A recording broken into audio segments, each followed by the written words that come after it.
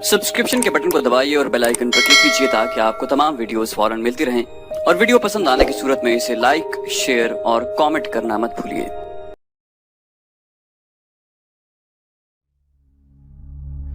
वो जुम्मे की रात और तारीख 14 मार्च 627 ईस्वी थी जब अक्रिमा खंदक से दूर दूर चलता शेखीन के सिलसिला कोह में दाखिल हुआ और काब बिन असद के घर पहुंचा। काब को मालूम था कि अक्रिमा क्यों आया है। आओ अक्रिमा, काब बिन असद ने कहा, मैं जानता हूँ तुम क्यों आए हो। तुम्हारे आने की जरूरत नहीं थी, मैंने 10 दिन की मोहलत मांगी थी। काब बिन असद ने अपने गुलाम को आवाज दी। गुलाम आया तो उसने गुलाम से शराब और प्याले लाने को कहा। पहले मेरी बात सुन लो काब, अक्रिमा ने 2 टोक लहजे में कहा।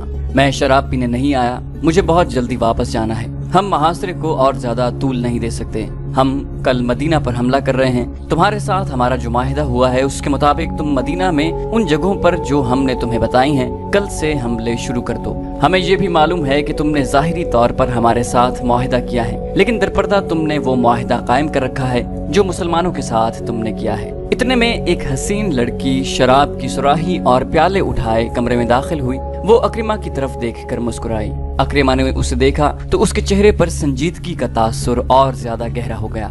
अक्रिमा ने कहा, काब, तुमने अपना मजहब और अपनी जबान इन चीजों के एवज बेच डाली है जिन्होंने कभी किसी का साथ नहीं दिया। काब बिन असद ने लड़की को इशारा किया तो वो चली गई। मेरे अजीज अक्रिमा, काब ने कहा, मैं तुम्हारे चेहरे पर रौनक के आसार देख रहा हूँ। साफ पता चलता है कि तुम मुझे अपना गुलाम समझकर हुक्म देने आए हो। मैंने मुसलमानों के साथ जो मुआहिदा किया था वो बनु कुरैज़ा के तहफ़्फ़ुज़ और सलामती के लिए था, और मैंने जो मुआहिदा तुम्हारे साथ किया है वो तुम्हारी फतह और मुसलमानों की शिकस्त की खातिर है। मुसलमानों को खत्म करना मेरे मजहब का हुक्म है। तुम्हारे साथ मुआहिदा निभाना इसी सिलसिले की एक कोशिश है। अपना मजहबी फरीजा अदा करने के लिए मैं तुम्हें इस्तेमाल करूंगा।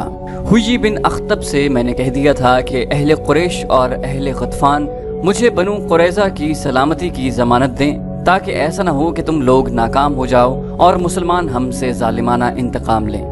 नईम बिन मसूद रज़ियल्लाहु अन्हु ने जो चिंगारी उन लोगों के दरमियान फेंक दी थी वो अक्रिमा के सीने में सुलग रही थी। नईम रज़ियल्लाहु अन्हु ने अक्रिमा के जहन में अबू सुफियान की मार्फत पहले ही डाल दिया था कि काब अफराद की सूरत में जमानत मांगेगा। काब की जबान से जमानत का लफ्ज़ सुनते ही अक्रिमा भड़क उठा। क्या तुम्हें हम पर एतमाद नहीं? अक्रिमा ने गुस्सीली आवाज में कहा। क्या तुम ये समझते हो कि हम शायद भूल गए हैं कि मोहम्मद सल्लल्लाहु अलैहि वसल्लम हमारा और तुम्हारा मुश्तरका दुश्मन है? मैं ये नहीं कहता जो तुम कह रहे हो, काब बिन असद ने कहा, लेकिन मैं ये जरूर कहूंगा कि अपने मुश्तरका दुश्मन को जितना मैं जानता हूँ उतना तुम नहीं जानते। मैं एतराफ करता हूँ कि जो अक्ल खुदा ने मोहम्मद सल्लल्लाहु अलैहि वसल्लम को दी है वो हम में से किसी को नहीं दी। मैं इसकी जमानत चाहता हूँ। कहो, अक्रिमा ने पूछा कि तुम्हें कैसी जमानत चाहिए?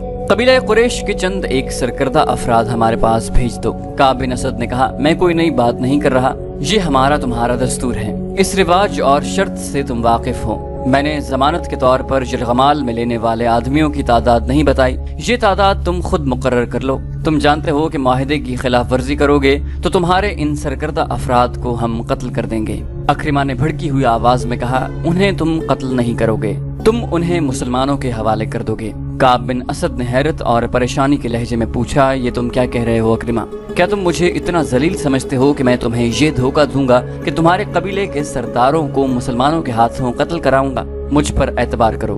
अक्रिमा ने गुस्से के आलम में कहा कि यहूदी पर एतबार करना ऐसा ही है जैसे किसी ने सांप पर एतबार कर लिया हो। अगर तुम अपने आप को इतना ही काबिल एतबार समझते हो तो कल मदीना में उन छोटे कलों पर हमले शुरू कर दो जहाँ पर मुसलमानों ने अपनी औरतों और बच्चों को रखा है। काब ने कहा, कल हफ्ते का दिन है। हफ्ते के दिन यहूदियों का एक मुकद्दस दिन होता है जिसे हम सबत कहते हैं। उस रोज इबादत के सिवा हम और कोई काम नहीं करते।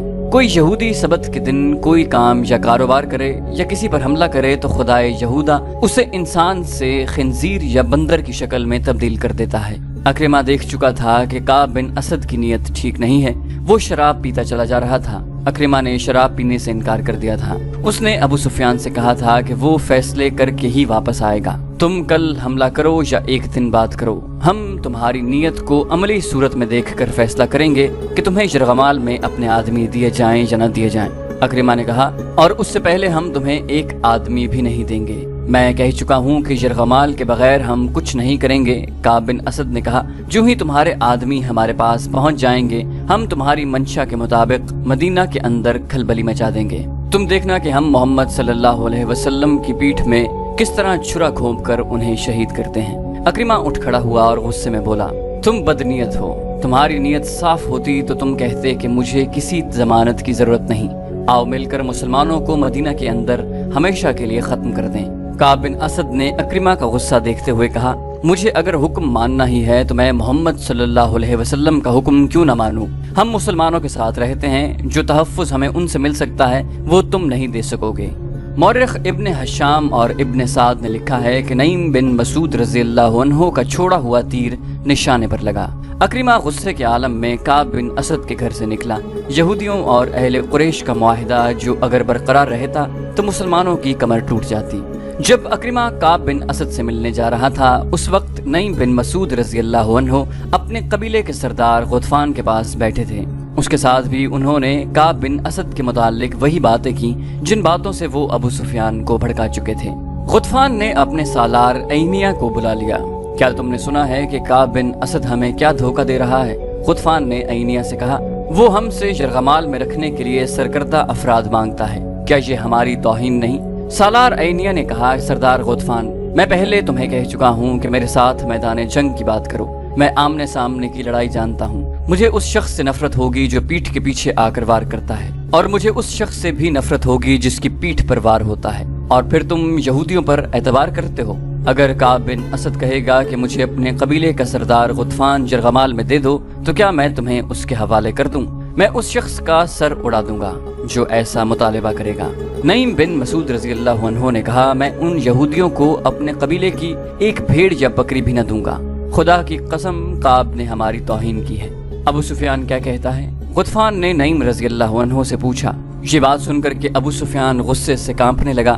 نعیم رضی اللہ عنہ نے کہا، ابو سفیان کہتا ہے کہ وہ کعب بن اسد سے اس توہین کا انتقام لے گا اور اسے انتقام لینا چاہیے۔ سالار عینیہ نے کہا، بنو قریظہ کی حیثیت ہی کیا ہے؟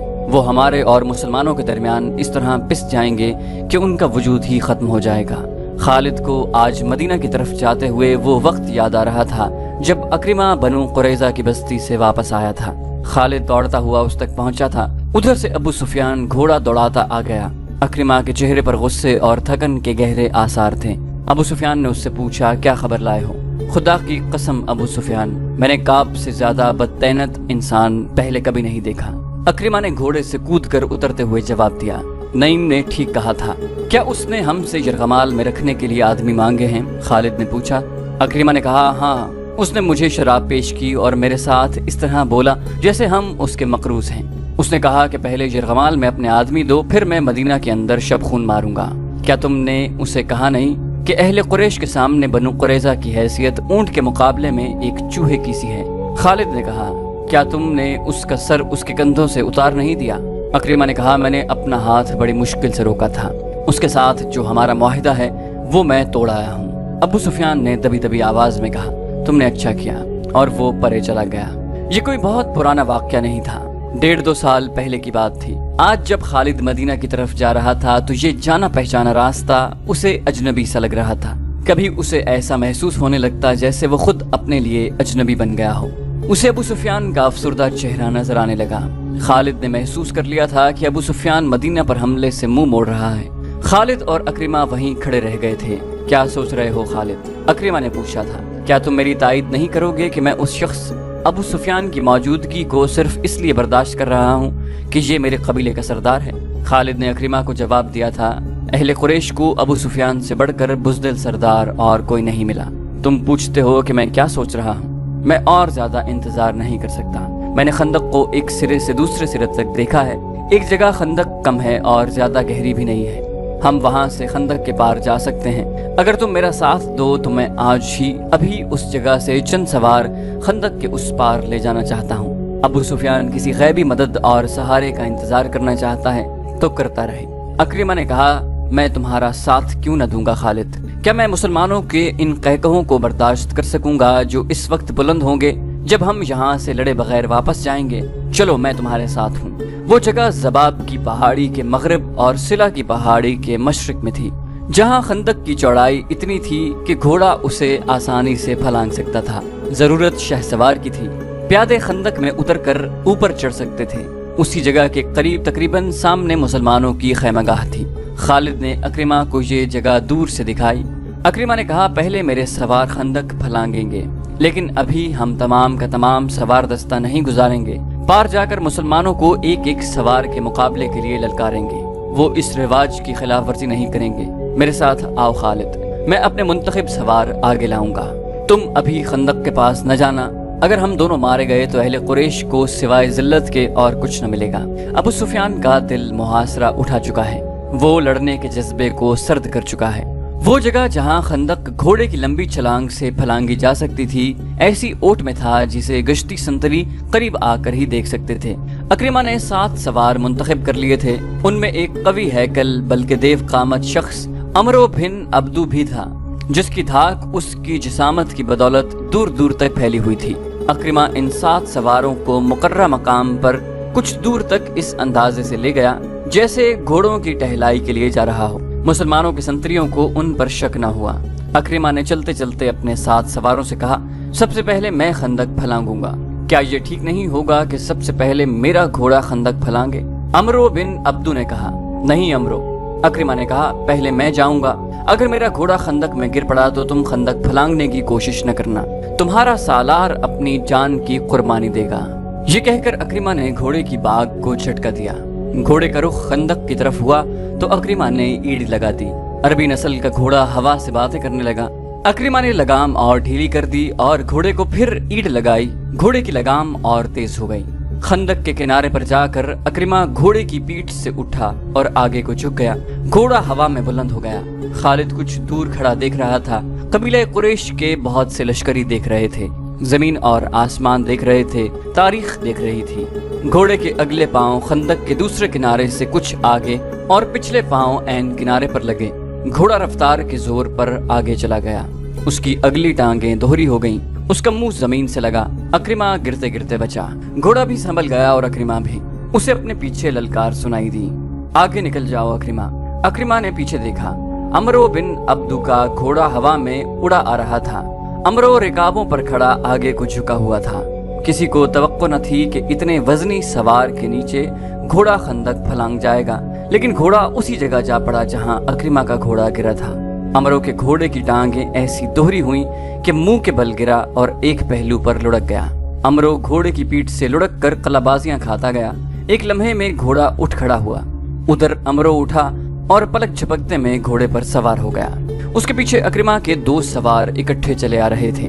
खंदक के किनारे पर आके दोनों सवारों ने अपने घोड़ों की पीठें खाली कर दी और उनके गर्दनों पर झुक गए। दोनों घोड़े खंदक फैलांग आए। अहले कुरैश के लश्कर ने दादो तहसीन के नारे लगाए। इस शोर से मुसलमान पहरेदार दौड़े आए।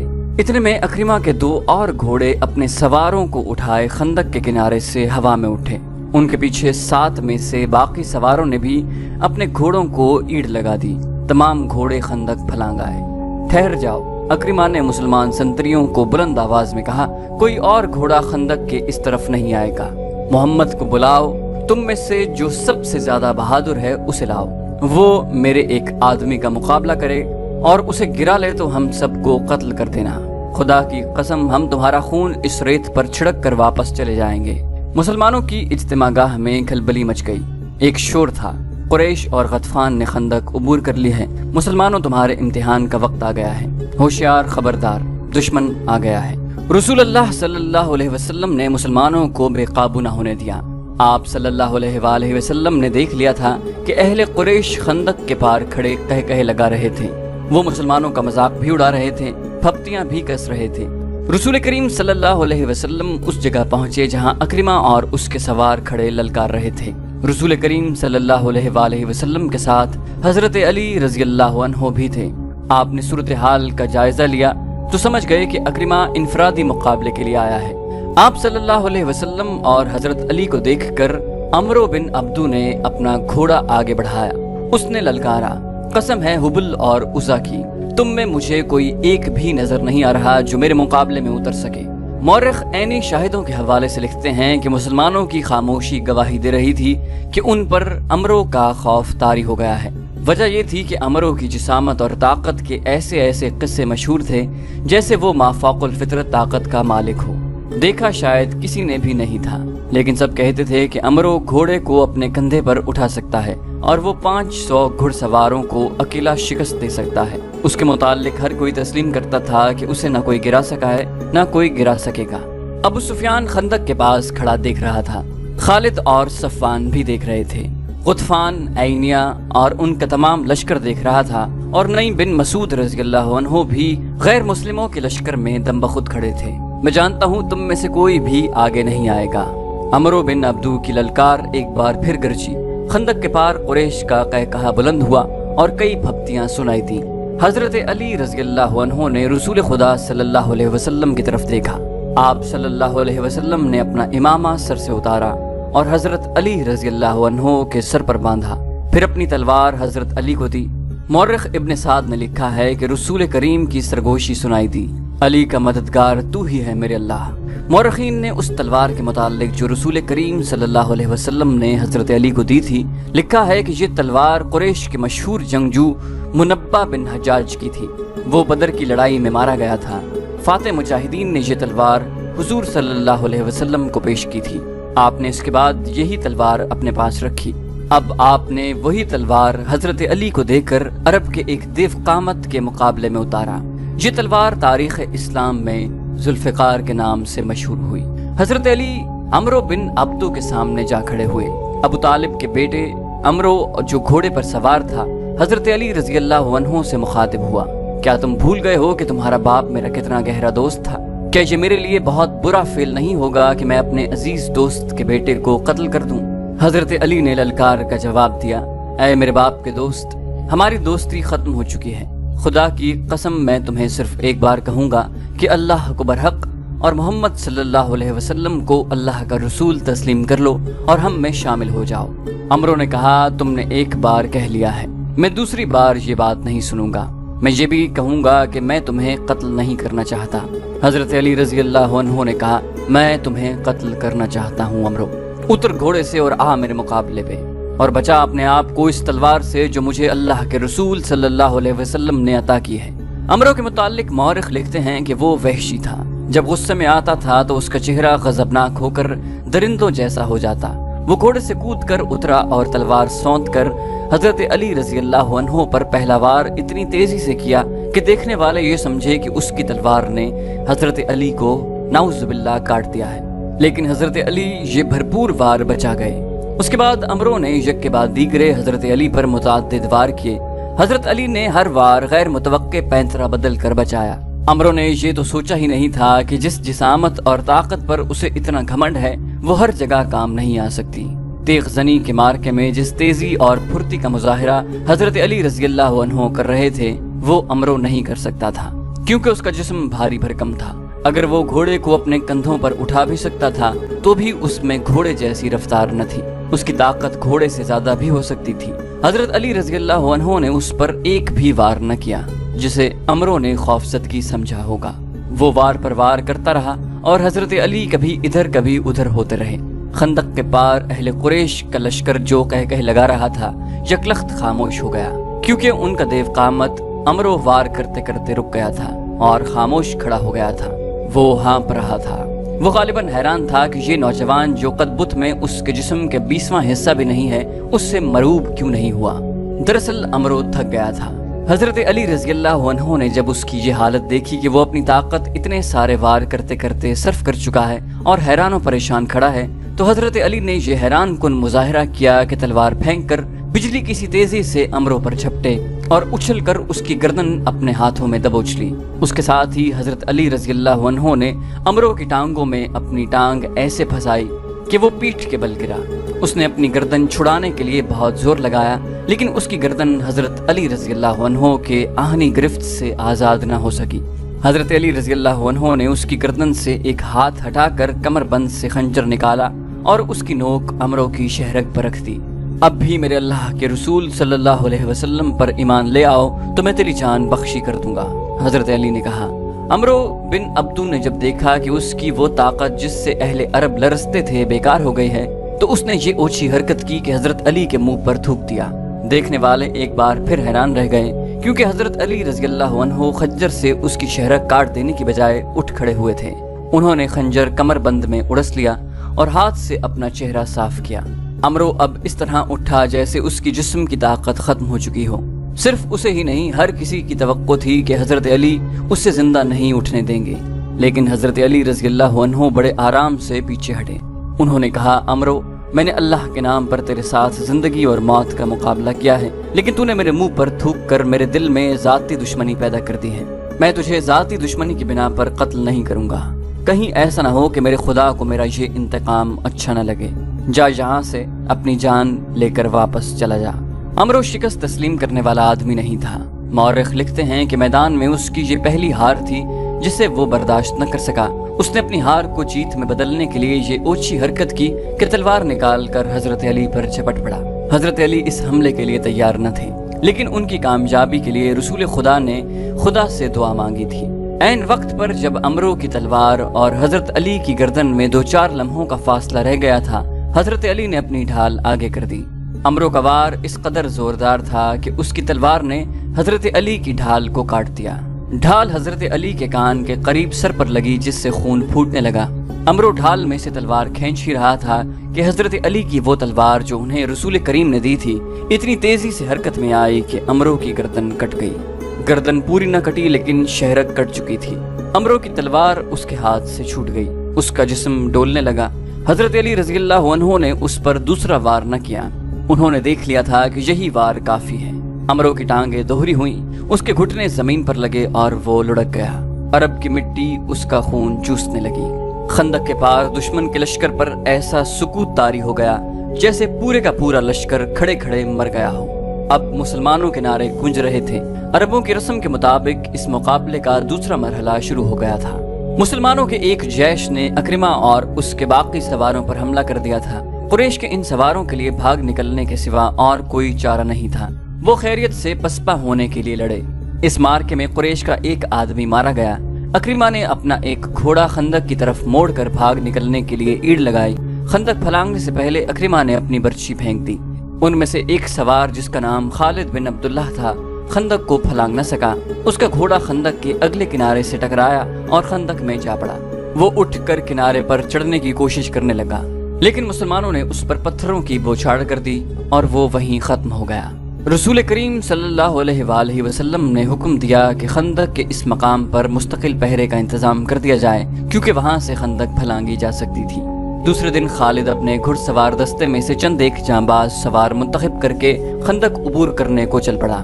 ابو سفیان نے اسے کہا، خالد رک جاؤ، کیا تم نے کل اکرمہ کے سواروں کا انجام نہیں دیکھا؟ اب مسلمانوں نے وہاں پہرے کا اور زیادہ مضبوط انتظام کر دیا ہوگا۔ کیا یہ بہتر نہیں کہ لڑے بغیر واپس جانے کی بجائے تم میری لاش میرے گھوڑے پر رکھ کر مکہ لے جاؤ؟ خالد نے کہا، اگر ہم ایک دوسرے کے انجام سے ڈرنے لگے تو وہ دن بہت جلد طلوع ہوگا جب ہم مسلمانوں کے غلام ہوں گے۔ میں تمہیں نہیں روکوں گا میرے دوست، اکرمہ نے خالد سے کہا، لیکن میری ایک بات سن لو، اگر تم میری شکست کا انتقام لینے جا رہے ہو تو رک جاؤ۔ تمہیں قریش کی عظمت عزیز ہے تو ضرور جاؤ۔ آج مدینہ کی طرف جاتے ہوئے خالد کو وہ لمحے یاد آ رہے تھے۔ اسے نہ اس وقت یہ خیال آیا تھا نہ آج کہ وہ یہ جانتے ہوئے بھی کہ خندق عبور کر کے بھی مارا جائے گا، نہ عبور کر سکا تو بھی مارا جائے گا، وہ کیوں خندق کی طرف چل پڑا تھا۔